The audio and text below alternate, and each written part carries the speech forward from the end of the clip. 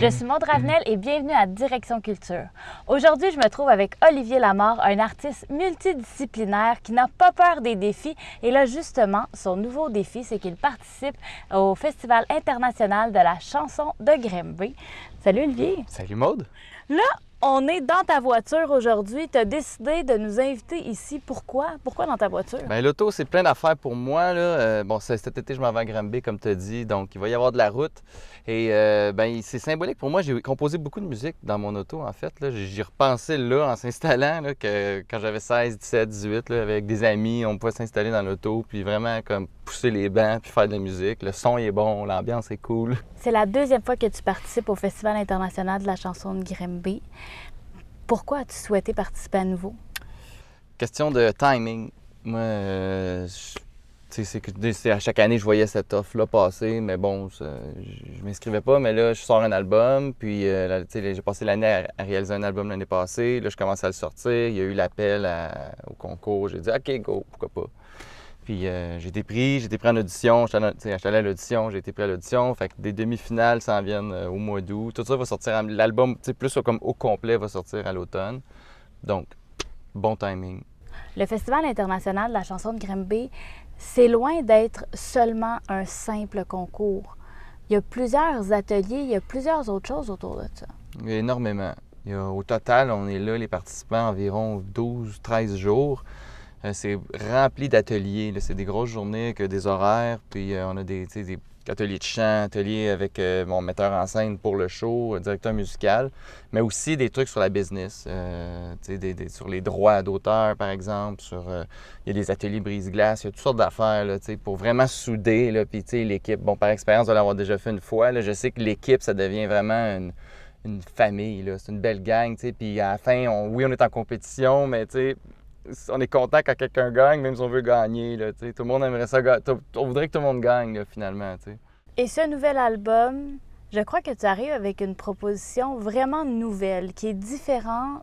Elle est différente de tout ce que tu as fait dans le passé. Oui, en effet, la grosse différence, c'est qu'il n'y a pratiquement pas de guitare.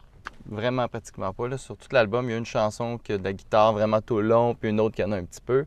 Mais ça reste un album qui mise sur la bass, le drum, ça bouge vraiment beaucoup. Puis moi, le micro, je l'ai en main là, ou sur un trépied, mais j'ai pas comme le meuble d'une guitare en avant de moi. Puis ça me libère. Là.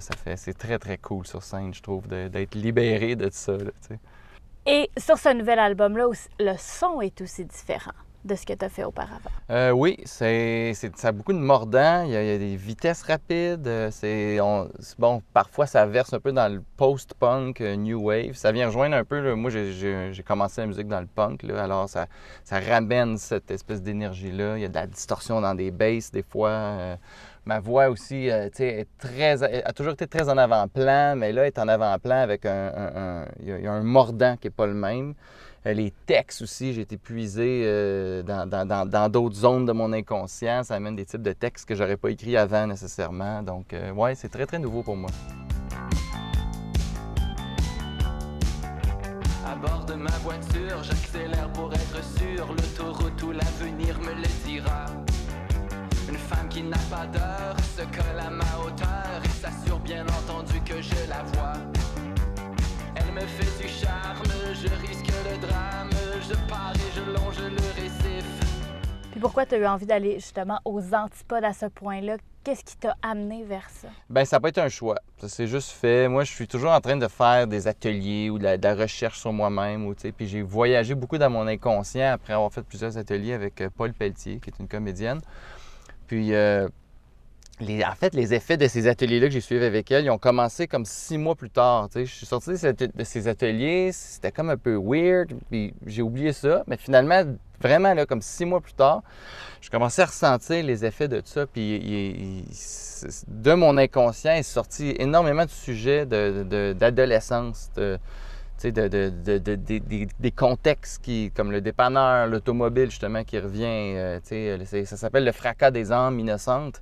Qui est le nom de l'album, parce que c'est l'âme innocente qui quand on arrive au monde puis qui se fracasse aux injustices, aux peines d'amour, au désir, à la moralité, tu sais, tout ce qui nous freine, c'est un fracas finalement, là, tu sais, c'est l'innocence de l'âme qui vient se heurter là, au moment de jeune adolescence. Tu sais. Puis cet album-là, justement, comme il n'y a pas de guitare, tu as été pour un synthétiseur? Bien, il y a un synthétiseur, ce qui a été l'étincelle, c'est un synthétiseur vraiment. J'étais chez nous, je m'enregistrais, j'avais 35 chansons guitare-voix que je voulais enregistrer. C'était ça que je voulais faire pour comme un peu archiver des chansons, comme un peu comme sceller quelque chose, tu sais. Puis je faisais ça juste de chez nous. Puis à un moment donné, j'ai sorti un synthé. Puis j'ai fait une petite mélodie bien naïve parce que je suis pas un claviériste, là, mais je suis capable de faire des petites mélodies. Fait qu'une petite mélodie à 4-5 notes. Puis là, j'ai fait « Ah! Là, je tiens quelque chose, tu sais. » Puis de là, ben j'ai commencé à bâtir des maquettes, tout ça. Puis là, je suis allé en studio avec un réalisateur qui est Jeff Grenier, au studio Monocube. Puis ça a été extraordinaire, là, avec mon cousin, Simon Beaucaire, mon cousin au drum, qui lui était c'était le drummer du band punk là, que je parlais tantôt, dans le fond. Fait que ça a été vraiment cool là, de se revoir là, dans ce contexte-là. Plusieurs artistes, lorsqu'ils composent, ils gardent en tête les normes radiophoniques. Est-ce que toi aussi, tu prends cette lignée-là? Bien, sur l'ensemble des chansons, à un moment donné, dans le studio, tu commences à aller voir les chansons qui ont un potentiel. Puis même avant d'aller en studio, là, des refrains plus, comme le Kim et Tom, qui est le premier single qui est sorti au mois de mai, c'était clair que c'était un single radio. Fait que tant qu'à avoir un hook, un verre d'oreille, ben on se dit, garde, on fait un format, l'intro pas trop longue, je veux dire, juste comme quelque chose qui passe bien dans les radios. Mais ça n'a pas été ça du tout le moteur de l'album. L'album était très genre, on fly, on s'amuse. Puis le réalisateur, il a trippé avec ça. T'sais, Jeff, il me le disait souvent, il dit c'est audacieux, puis je suis content que tu ailles là. Fait que, quand le monde trippe, ben c'est le fun aussi. Tout le monde trippe, on a du fun, on fait de la musique. Puis il est sorti de ça, 2 autres chansons qui ont un potentiel radio, mais ils ont toute l'audace quand même de l'album. Fait que j'ai bien hâte de celle qui va sortir à l'automne, justement, une chanson qui s'appelle « De Polyvalente ». C'est « Je sors de la polyvalente ». C'est format radio, mais c'est très, très audacieux. C'est un peu punk, là.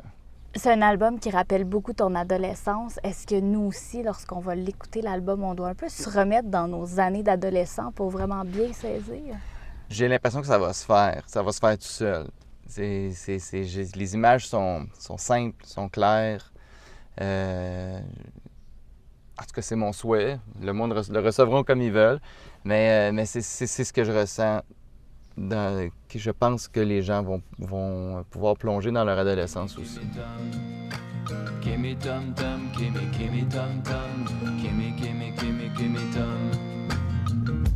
Tom travaillent au dépanneur pour se payer un peu de bonheur. Kim et Tom rêvent de Rome et d'aller faire le tour de la terre.